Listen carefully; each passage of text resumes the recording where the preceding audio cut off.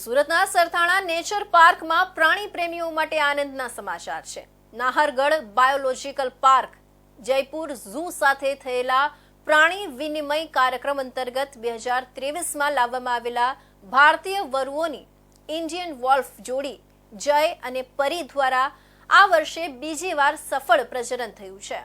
પરીએ તારીખ 15 ડિસેમ્બર 2024ના રોજ પોતાના પાંજરાના ઓપન યાર્ડમાં જાતે બનાવેલા દરમાં 4 તંદુરસ્ત બચ્ચાઓને જન્મ આપ્યો છે। આ પહેલા 7 જાન્યુઆરી 2024ના રોજ પણ આ જ જોડીના પ્રજનન દ્વારા 2 નર બચ્ચાઓનો જન્મ થયો હતો। ભારતીય વરુઓ સામાન્ય રીતે 65-70 દિવસના ગર્ભાધાન પછી બચ્ચા જન્માવે છે। જન્મ સમયે બચ્ચાઓની આંખો બંધ હોય છે, જે 8-10 દિવસમાં ખુલતી હોય છે।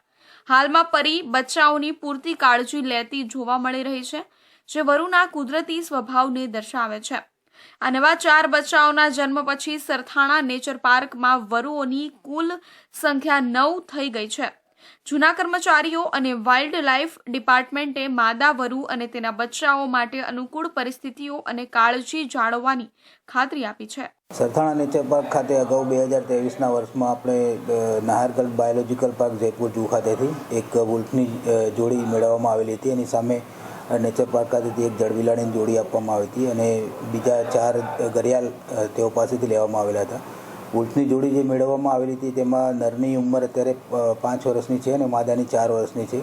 તેઓને ગત જાન્યુઆરી 2024ના વર્ષમાં એક 2 બચ્ચાને જન્મ આપેલો હતો। 2 નર બચ્ચા હતા। બંને જે નર અને માદા પ્રાણીનું ફરી પ્રજનન થતાં ગત 15 તારીખના રોજ કુલ 4 બચ્ચાને જન્મ આપેલો છે અને તે ફિમેલે ઓપન યાર્ડમાં પોતાની જાતે દર એક બરો જેવી ગુફા જેવી બનાવી અને અંદર બચ્ચા મૂકેલા છે। હાલ 4 બચ્ચા તંદુરસ્ત માલુમ પડેલા છે અને જનરલી જે વુલ્ફનું ગેસ્ટેશન પીરિયડ હોય છે 65થી 70 દિવસનો હોય છે અને 70 દિવસના ગર્ભધાન બાદ તેઓ બચ્ચાને જન્મ આપતા હોય છે। જે 4 બચ્ચા છે એને મળી અને હાલ કુલ નેચર પાર્કમાં 9 વુલ્ફની સંખ્યા થવા પામેલી છે। સુરત ઝૂ પ્રાણી પ્રેમીઓ માટે હંમેશા આકર્ષણનું કેન્દ્ર રહ્યું છે। વરુ જેવા દુર્લભ પ્રાણીઓના સંરક્ષણ અને પ્રજનન પ્રોગ્રામમાં પ્રાપ્ત થયેલી આ સફળતા પ્રકૃતિ અને પ્રાણીઓ પ્રત્યેની જવાબદારી માટે એક સરાહનીય પગલું છે।